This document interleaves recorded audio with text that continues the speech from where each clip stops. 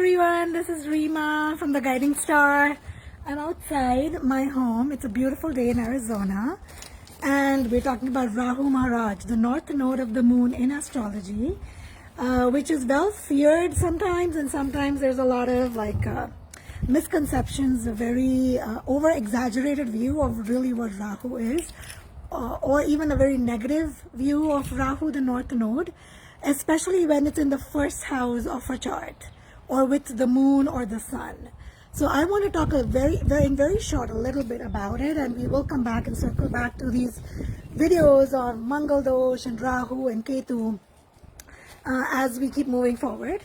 So Rahu Maharaj in the first house, many astrologers, this is Sidereal astrology, in other words Vedic astrology, astrology from ancient India.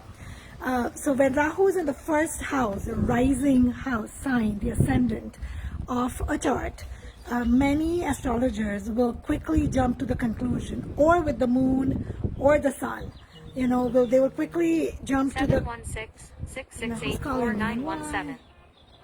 They'll quickly jump to the conclusion that this person is going to be very heavily into wanting, being greedy or obsessed or self-obsessed or wanting money and materialistic status, because that's what Rahu was. If you know the ancient the myths, if I may say, or the ancient stories of India, Rahu was immortal. He just wanted to continue to gain and just drink the I even forget the English names for it.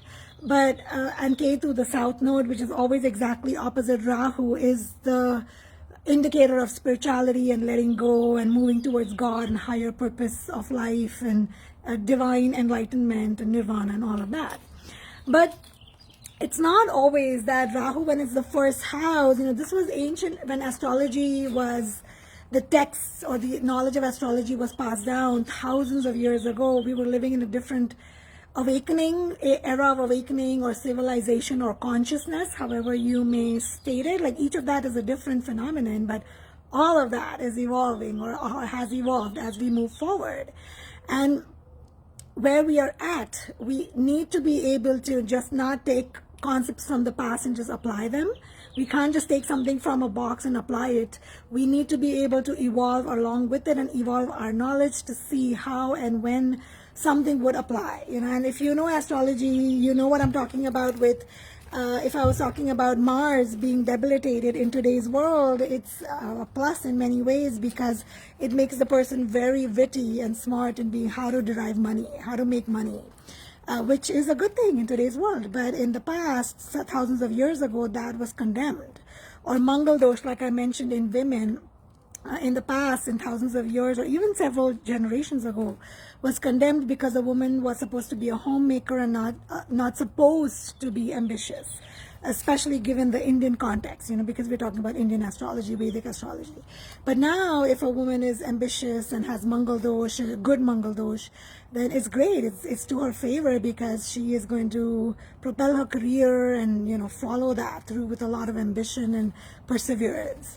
So we have to be able to view astrology from the correct lens, if I may say. And so part of that, Rahu in the first house, the one thing to know about Rahu in the first house, there's a lot of other things for us to discern whether it's, if I may say again, a good or a bad Rahu, although I don't like to use those terms, but what kind of results or impact or outcomes that Rahu is going to give, that north node in the first house. But what we need to know is first house, north node or south node, but especially north node, is about breaking boundaries. It's about, in some way, positive, negative, in what way, that's a totally different thing, but it's about not following the rules of society, setting their own trends or their own brand, or starting something new in the world, or questioning the old beliefs, the old ways of doing things, to bring up many times a positive, or it could be just a unconstructive, destructive change. But it's about bringing some kind of challenge or change to the existing systems or belief systems or method of doing things. That's really the one thing that you will immediately see. But I will, there are charts that, or even for my family members, when astrologers look at the chart, Rahu with the moon, oh, this person is going to be into all kinds of very depressed or all kinds of negative habits. I've not seen that at all. It's the opposite. They're very, very disciplined. They're very good. They're very wise, and etc. Or same thing with Rahu in the first house. Yes, you will see people that are very materialistically driven and they want name and fame.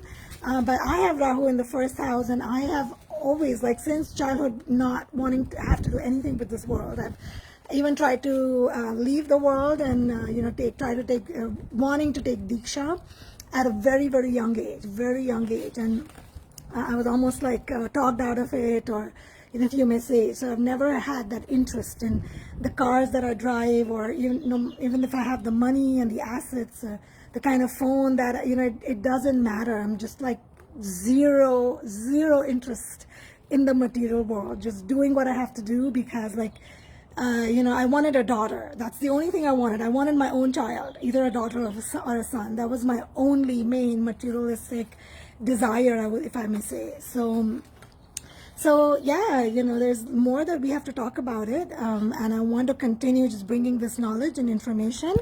And this is Rima Desai from The Guiding Star. Thank you for watching. I really appreciate it. Thank you for sharing.